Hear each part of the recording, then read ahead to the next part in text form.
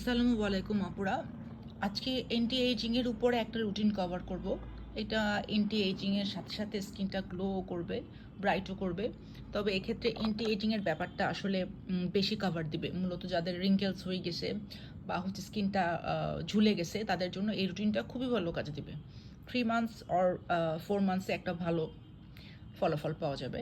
তো এক্ষেত্রে আমি প্রথমে দিয়েছি অ্যান্টি এজিংয়ের ক্ষেত্রে সবচাইতে জরুরি হচ্ছে একটা হাইড্রেটিং ফেস ওয়াশ।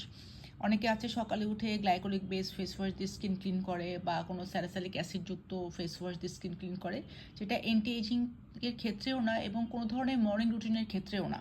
মর্নিংয়ে অলওয়েজ একটা হাইড্রেটিং ফেস ওয়াশ দিয়ে স্কিনটাকে ক্লিন করতে হয়। এক্ষেত্রে আমি দিয়েছি হচ্ছে সেটাফিল। এটা হচ্ছে হাইড্রেটিং ক্লিনজার একটা।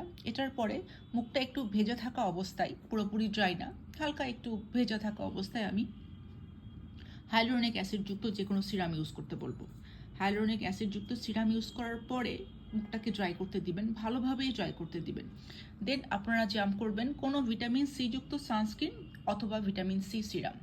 এখন আপনার সানস্ক্রিনে যদি ভিটামিন সি না থাকে বা ভিটামিন সি যুক্ত কোনো কিছু না থাকে, সেক্ষেত্রে ভিটামিন সি সিরাম ইউজ করবেন। দেন আপনারা আপনাদের সানস্ক্রিনে জাম্প করবেন।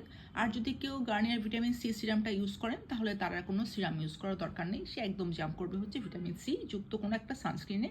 মানে আমার মর্নিং রুটিনে ভিটামিন সি যুক্ত কোনো সিরাম অথবা কোনো ক্রিম অর কোনো সানস্ক্রিন থাকা চাই।